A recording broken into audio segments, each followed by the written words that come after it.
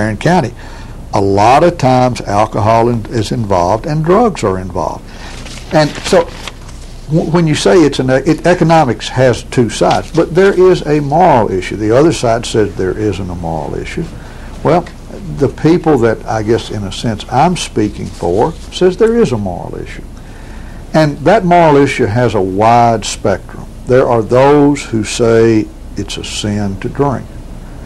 I respect those people, whether Steve or you or I agree with them. They have the right to believe that way. There are others that say, no, it isn't, and they cite to me the Bible. Well, Jesus made wine at the wedding feast at Cana. So it's all right to drink. The Bible doesn't say you can't drink. And in all honesty, I'm not going to sit here and argue with you whether or not a drink of wine is sin. But I think what I can argue with you, but those people think it's a very definite moral issue. I know a dear lady whose husband was killed by a drunk driver. She thinks it's a moral issue. I have a good friend whose husband beat her regularly when he was drunk. She thinks it's a moral issue. If my friends are going to use the Bible that Jesus made, turn water into wine, and I could get into a lot of things about, Moses turned water, the Nile, into blood as a sign of death and sorrow. Jesus turned water into wine as a future sign of eternal life. But the point is, the Bible consistently condemns drunkenness. Absolutely. And and in our society, drunkenness is a problem. Statistics, Mr. Pace, I don't know where he got it, cited a statistic, 10% of the people have alcohol abuse problems. I think that's fairly accurate, but does it vary from a dry community to a wet community? Well, anywhere. But Ronnie, the point in this, why are people so opposed to it? The reason is that why do anything to bring into a community something with such horrific and costly results? We ought to be doing everything. I don't think anyone disputes that, and I want to give Steve some time. I guess the question for me is, no one disputes that alcohol or many other substances abused beyond moderation can have devastating impact. What is the difference, however, between, those things occur in our community. Right. Do the very statistics that you're quoting occur in the community? Do we know how that varies between communities with and without alcohol sales? The University of Kentucky did a study that was published in 2003 that said there was no correlation between driving under the influence in dry counties and wet counties. So that's the only one that I know that does that. But I would like to, Walter's talked about it from a moral issue, and I'd like to I'm not representing anybody here but myself when I make the following statement. But before I reach the conclusion to get involved in this, I went to my minister and sat down and had a lengthy discussion and said, I need to have a conversation with you because if I'm doing something that goes against my faith, I need to know that now. And yes, we did talk about the fact that the Bible addresses the consumption of alcohol multiple times, whether it's wine, whether it's grape juice, the Bible says wine. But clearly the message is the abuse. And Walter's points about the tragedies of alcohol, I'm not here to deny that, but I'm saying we're not talking about introducing alcohol into our community. It is here. Chris Eaton's deputy made that statement in a dry community. I am wanting absolute strict enforcements in restaurants where the servers are trained by the Kentucky Restaurant Association standards. The person that owns the license of the restaurant knows that if they serve someone too much, they run the risk of losing their license. I want an aggressive DUI program in this community. I don't want to infringe upon the quality of our community. Now, last thing I'd like to do, I saw this last night, and this summarizes it just to respond to the moral question. This was on a website, Disciples Now.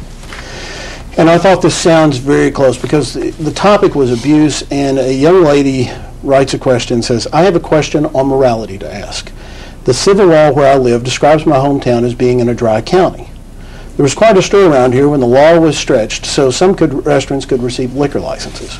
My question is, what exactly does the Bible think about the issue of drinking, wet and dry, etc.? And the response: the Bible has nothing to say about wet and dry counties, although I suspect some pastors have probably weighed in out of concern about alcoholism among their parishioners. The church would say that the law is to be obeyed and respected if it exists where you live. I think we all would agree on that. Regarding food, alcohol, and other substances, and this is where I really come down on the moral side of this issue, Walter. Regarding food, alcohol, and other substances that can be used responsibly or not, the church's teaching is consistent. It's not what goes into a person that's evil, it's what comes out. If alcohol makes a person irresponsible, dangerous, or violent, then that person should not drink.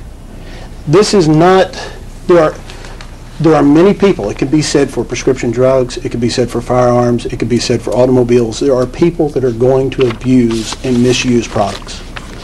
I am for heavy, strict enforcement. I want our community, if we do have this available in Glasgow, I want it to be known as the worst community in the state of Kentucky to drive under the influence in, because I want our streets to be safe. But I don't think we can paint this broad swath and say just because it's going to be legally sold in a limited case that it's going to bring about all these problems that are already here now. Steve, that's wonderful, and I hope you're absolutely right if, God forbid, it should ever be voted in here. But I look at Louisville, 4 precincts. Predominantly residential neighborhoods. In Louisville just went dry. Right. 86% of the people voted alcohol out. And let me Let him finish. Yeah. Go ahead. 86% of the people voted alcohol out. The lady that the Metro Councilwoman, Sherry Hamilton, who headed up the thing, said, "We're just elated. The community is sending a message that we want to improve our quality of life." And, I don't want to. Maybe I should just state it for our viewers. I have said repeatedly, I don't think my life will change in any significant way if this vote goes up or down. And I don't mean to be. I've tried hard to challenge some things that Steve said, and I'm trying to do the same thing with Walter. Because of what I do for a living and where I do it, I'm aware of some of those things. What he has said is absolutely true, but these are very high crime neighborhoods by and large.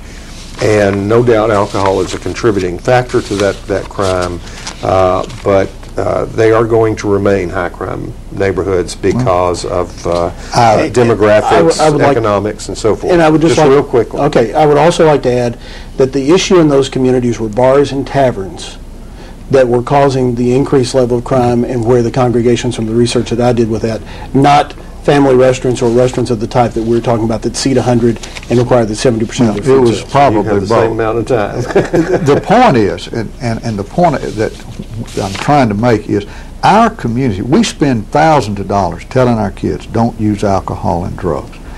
We see all of the problems in families and in the courts, and there's statistics about the percentage of child abuse, spouse abuse, and all of those things. From a Christian perspective, the scriptures are clear that, what we do, we ought to do to be a good example to others. In Romans 14, it talks about, do everything to bring honor and glory to the Lord. I cannot see how voting this in is going to do anything to raise the moral climate or temperature in our community. And that's the last word on that subject. One of the things that I had looked into in advance of this program was, or rather I had Sheila Hogue do it for me, she's been so kind, to get some information out of Burnside, Kentucky. The reason I chose Burnside is because, A, we have a newspaper there for whom I write, or for which I write, and it's a very small community like Cave City. Cave City, it appears to me, has not exploded with economic activity. It also seems another factor when people in Glasgow, pro and con, I'm not trying to push people one way or the other. I think the Cave City situation could impact the vote here because it's so close. There may be people who want this but say I can drive 10 minutes. there are going to be people who don't want it, who will point to